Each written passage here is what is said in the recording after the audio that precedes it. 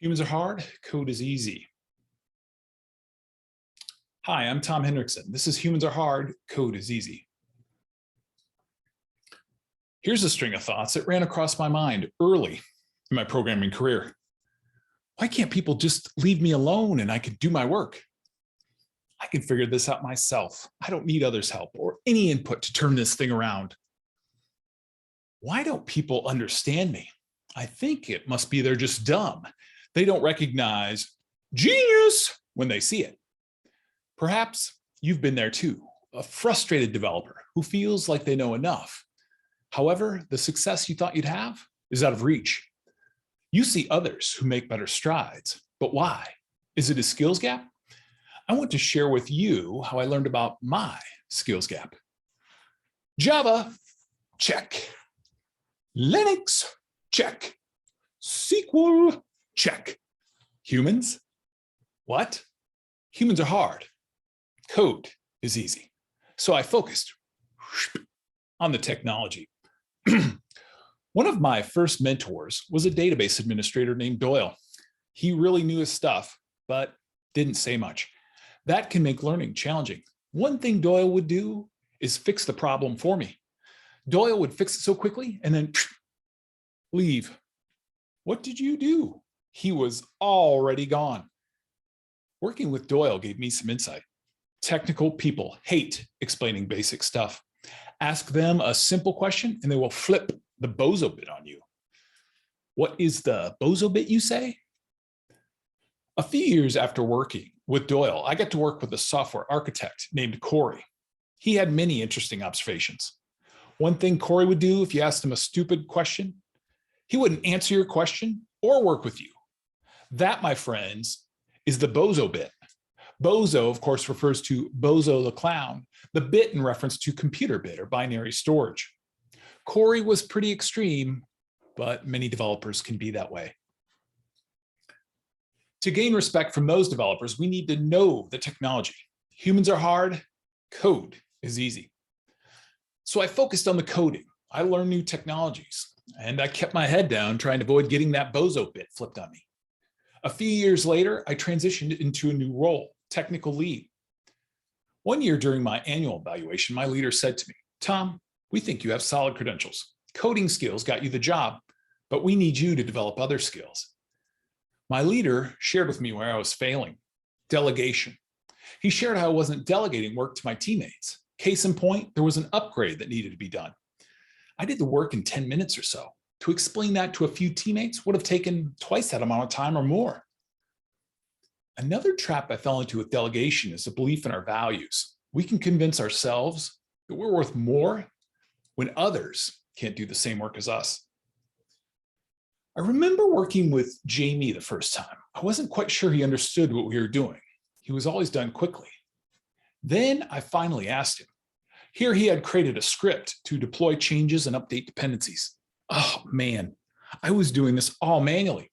I was worried about delegation. The people I worked with had better ideas. Perhaps I didn't know everything I thought I did. A few years later, I got to work with a leader named John. We knew each other through a mutual friend. I had begun to coach individuals and teams. John wanted an outside resource to help him change his team's mindset. He shared how most IT people work with others in a transactional fashion. We get the requirements and we solve the issue. John said, Tom, my team is like bank tellers. They get asked to fix something and they do. Just like a teller gets a check and deposits the check. I want my team to be more like a financial planner. A financial planner builds a relationship, then they can anticipate needs. So you're saying, John, you want your team to have better relationships with their customers? John said, Tom, if they have better relationships, they will develop empathy and understanding. Relationships, understanding, and empathy? Huh? That won't work. That's what I thought at the time, but I was wrong. John knew his team wasn't as understanding and as empathetic as he'd hoped they'd be. He began requiring them to talk to the community directors when they traveled. Instead of just fixing the problem, they fostered relationships too. Each little change John made helped his team understand. The community directors had many things on their plate. These conversations also worked the other way too. The community directors began to give John's team space. If something went wrong, they trusted them to resolve it. John proved me wrong. He overcame his deficit by being curious and empathetic. He was able to change the way his team interacted with the organization. And he became very influential as well. So much so that he has since been given additional responsibilities. From bank tellers to financial planners, he remade the image of his IT team. This brings me to my main idea. Coding skills got you the job. Influence will get you the career. Coding skills got you the job. Influence will get you the career. What do I mean? Developers are focusing on technology skills only. If we truly want to set ourselves apart, we need to know how to influence and collaborate with teams. Gone are the days when we could just send in requirements with pizza and out pops code. Organizations are looking for more from their developers. The problem, my problem, was I was terrible at relationships. I had confirmation. I had proof. Although I didn't start out as a developer, though. My first stop in my professional career was quite different.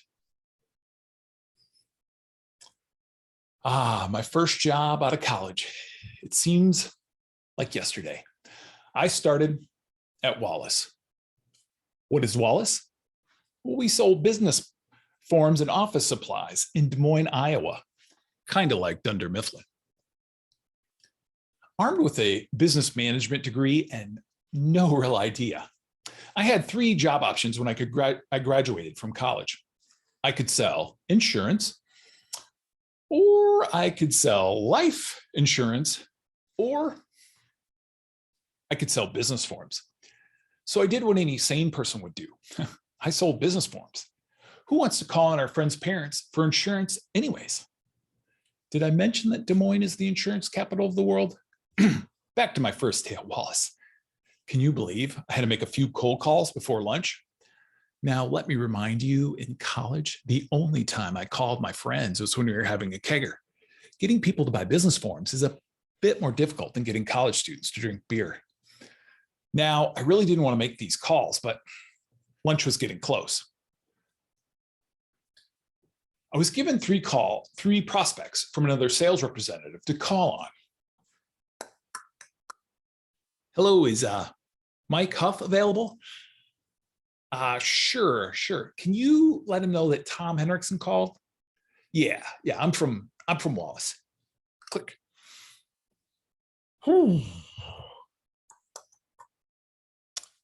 Hello, this is Tom Henricksen, your new Wallace representative. Oh, I'm sorry, Mr. Hagna. I apologize if our labels off your product. Click. Whoa, I guess we got disconnected there. Whew, okay, just one more and we can go to lunch. What? Do we call on gentlemen's clubs? My coworkers all die laughing. Turns out this is their way of initiating new sales representatives. My sales career went down in flames pretty quickly. Similar to Tommy Boy, my sales techniques were not appreciated. Soon after my first day in sales, I started to realize something. This wasn't going anywhere. A friend from high school shared with me the opportunity in technology. So I began to pursue a different path and get a new degree. I left my job in sales and began work as a developer. Now, working as a developer is quite a bit different than working in sales. The sales office I worked in was always full of people talking. They would be talking on the phones to customers or talking to each other. The developers I worked with, well, they were a quiet bunch on the whole. Friday afternoon in the sales office, the newest rep had to go get beer for everyone. Friday afternoon for the developers was quiet, just like the rest of the week. Now, perhaps it's starting to sound like I didn't want to make this change, but that was not the case. I slowly began to realize I was more Spock than Jimmy Fallon. The quiet, contemplative work of a developer suited me more. As my technology career began, I worked with lots of tools and technologies, but I wanted to move into something more current. I started to hear a lot of buzz around the Java language. In my free time, nights and weekends, I would read and work through tutorials. All this work paid off a few months later when a company leader came to me and said, Tom, would you be able to help Dave with a new application? Turned out they needed someone who could write an application using Java. I, of course, agreed. Like Luke beginning to use the Force, I was starting with some basics. As my Java skills began to improve from experience, I learned a few other things too. I began to work with someone who seemed quite sharp from a technical perspective. But Eric wasn't easy to get along with. He would yell at people he worked with. You might say he was a complete jerk sometimes. The managers and team allowed this to happen in a large part because he was productive. I can still see it now when I close my eyes. Now, Eric was a smoker and he was trying to quit. This made Eric even testier. Eric and Sri were working together on some files when I came walking down a row of cubes. And Eric was in Sri's cube, yelling. You know how people get mad and their veins look like they're going to pop out of their head? Eric's veins were about ready to explode. Then he ran out the door. I guess he needed a smoke. I asked Sri if he was okay. He said he was okay, but then looked at me and said, but no one should have to put up with him. Sri couldn't have been more correct. Eric was a tyrant who ran around like Darth Vader, intimidating people. We all put up with his terrible treatment just because he was able to code a lot. Even though many developers act like Spock, we have feelings too. I would like to tell you that Eric was let go and the team was able to move on. The company did nothing to him. His behavior was left unhandled. If you work with a coding hero, they might take all the tough work and make it easier for others, but this can stunt the overall growth of the group. If you work with a coding hero like Eric, they might take all the tough stuff, but this can stunt the overall growth of the group. If you work with a coding hero and they take vacation, things can fall apart. Let me share a story about a leader who dealt with a similar issue. Now, Ben was a leader that I worked with, and he had a coding hero. We'll call him Dave. Dave would code solutions that were more complex than others could understand. Now, Dave was coming up on a milestone birthday. To celebrate, he was going to bike across multiple states with all his gear. So he took off 3 weeks. Now, Ben knew this was going to be an issue, so he met with the team and they discussed the challenges. The team decided to begin to have knowledge transfer sessions with Dave. Ben helped foster this collaboration with the team. And this enabled the team to slowly chip away at that knowledge gap. And the team became more resilient. At my next stop, I began to master my skills in Java. I was responsible for an application that required me to learn some new technologies. Software development can be a bit like trending song sales on iTunes. One day something's hot, the next day it's out of date.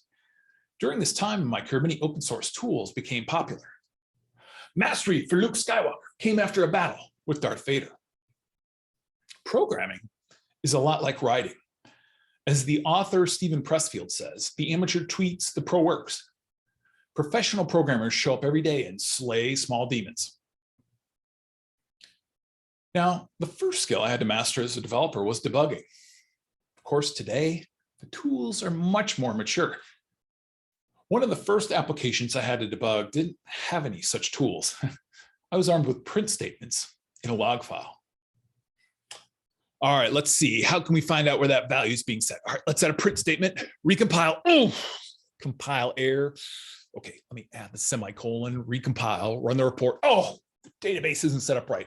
Oh my goodness. Okay, let me update that table, run the report, table log. Now that looks better. Of course, debugging is so much easier today, but we still need to use the old bean. As Steve McConnell points out in his book, Code Complete, we need to learn the types of mistakes we make. Early in my Java career, I made the same mistake time and again. I would forget to initialize my variables. I can still hear my coworker, Ken, laughing at me when he would look at my code and point out my obvious error. We need to take a step back and reflect on how we are doing. How can I improve my coding, debugging, and testing? Software developers like to impress each other. I had to use the singleton pattern to fix that. Don't worry, most developers don't know what that means either. There are many esoteric topics we can talk about for hours. In The Disciplined Pursuit of Less, Greg McKeown shares how important editing is to journalism. Now, the journalists bring the stories and write up the ideas. However, the editor has the important job. They review the piece and rework it. Over my years, I've mentored many developers. One in particular sticks out. He began reading about code basics. This made him add unnecessary code from time to time. I remember debugging an error he was getting together when I asked him, "Hey, why is this loop here?" He looked at me unsure and said, "I don't know. I thought it would help." Whew, he thought it would help. Once we removed his unnecessary loop, we resolved his error. Adding code is easy. Knowing what to keep is hard. Now, it's not that I'm saying computer science basics are not important. We need to master these too. However, if we put our sole focus on them, though, our careers will falter. I spoke before about Eric. He had mastered computer science. His teammates, though, couldn't stand him. We need to be good at our work and get along with our team. If we do just one of these, we aren't doing our job. As I learned more about soft skills, my career progressed, starting out as a developer. Then I moved into a senior developer role. Next, I was a technical lead, and then I moved into manager of software development. At this point in my career, I was feeling pretty good about my career progression. I remember it like it was yesterday. It was a Friday morning in May. I took my kids to school and came into the office at my normal time, a little before 8 a.m.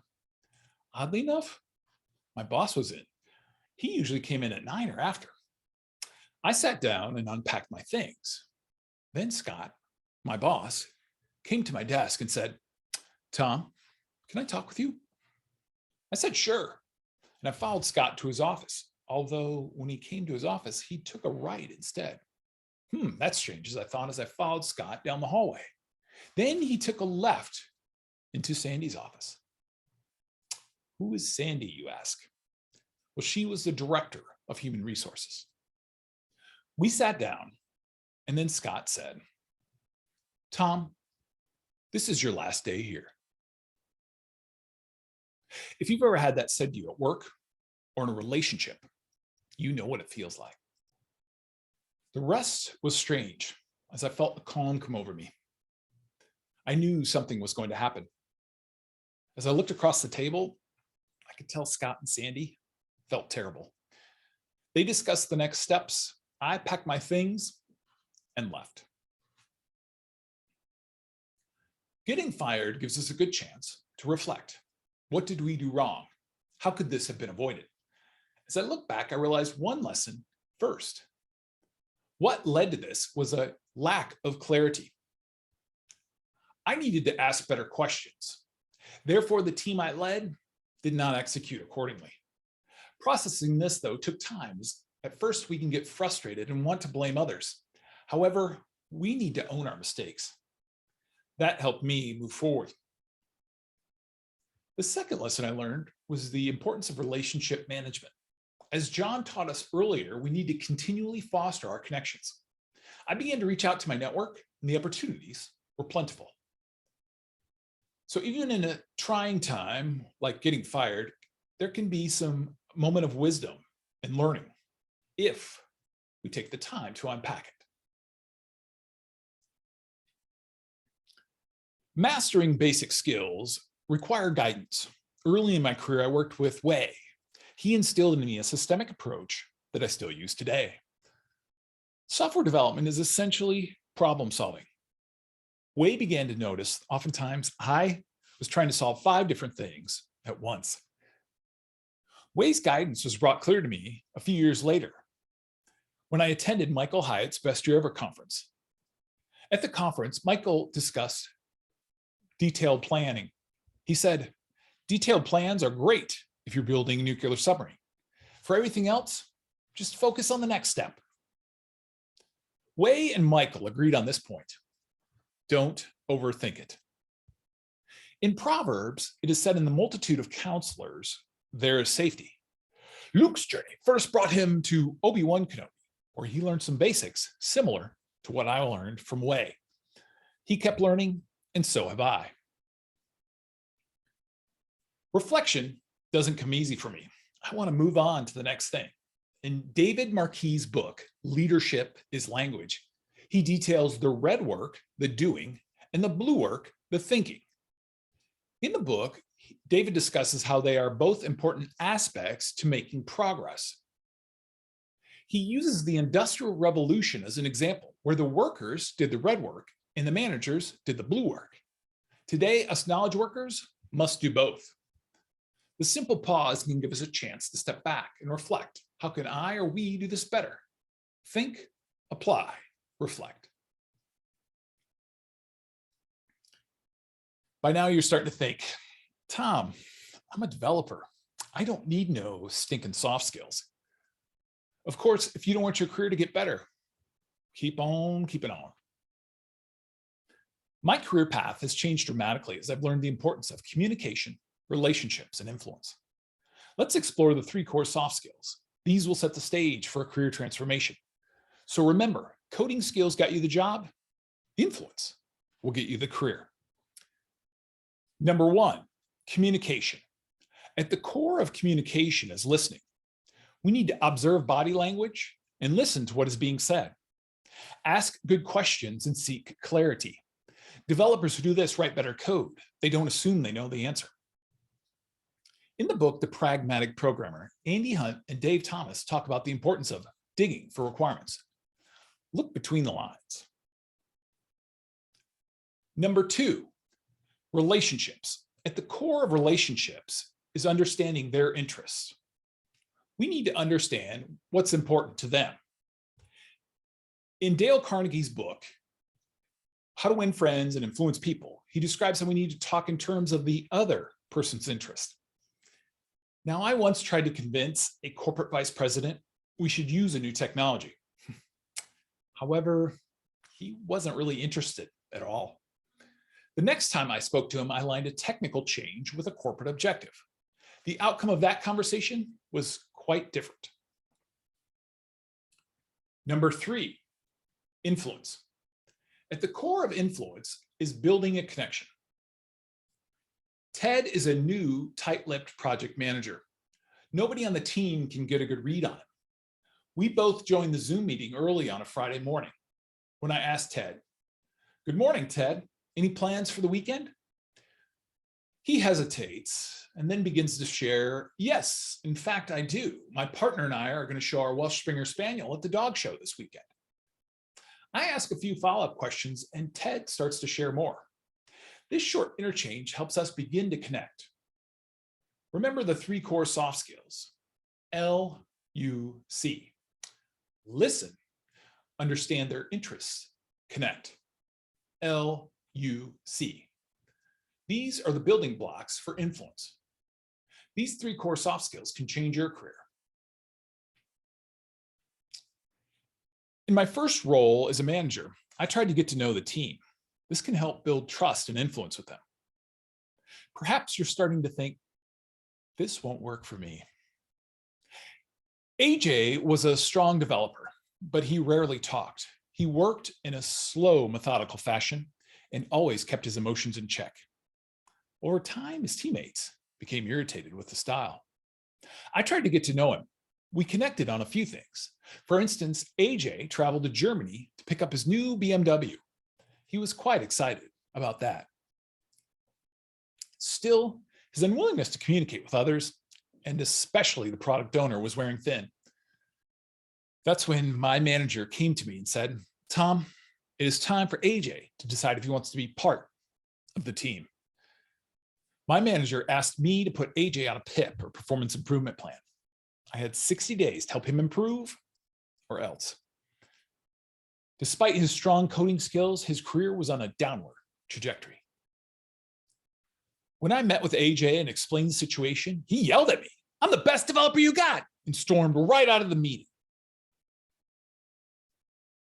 The first 2 weeks after this incident were really shaky. He wouldn't talk to me or anyone. I kept checking in on him daily. I knew he was an introvert. He needed his space and time.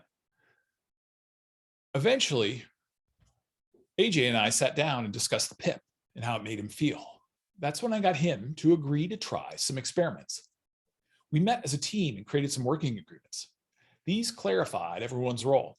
Also, it stated how we would work together. I got the product owner to give him one final shot. In the end, we were able to give AJ the space he needed. Through coaching him and his teammates, we were able to work through it. He was able to change his career path by learning and developing the soft skills he needed. And I was able to communicate and influence the team using the 3 core soft skills.